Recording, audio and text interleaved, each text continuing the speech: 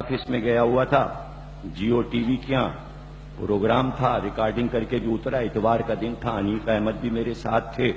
ماجد بھی ساتھ تھے، قائم بھی ساتھ تھے۔ نیچے جو آیا تو میں نے دیکھا جنگ آفس کے سامنے ایک بہت بڑا جم غفیر اور جلوس اور کالے کالے بینر، اور اس پہ بڑا بڑا لکھا تھا ابو بکر کو پھانسی دو، ابو بکر کو پھانسی دو۔ میں جو اترا تو پورا مجمع چلا رہا تھا ابو بکر کو پھانسی دو، ابو بکر۔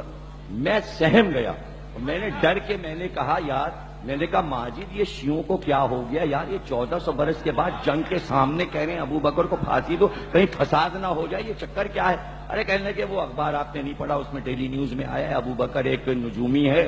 اس کو کہہ رہے ہیں پھانسی دو۔ چلو کراچی میں نعرے تو لگے،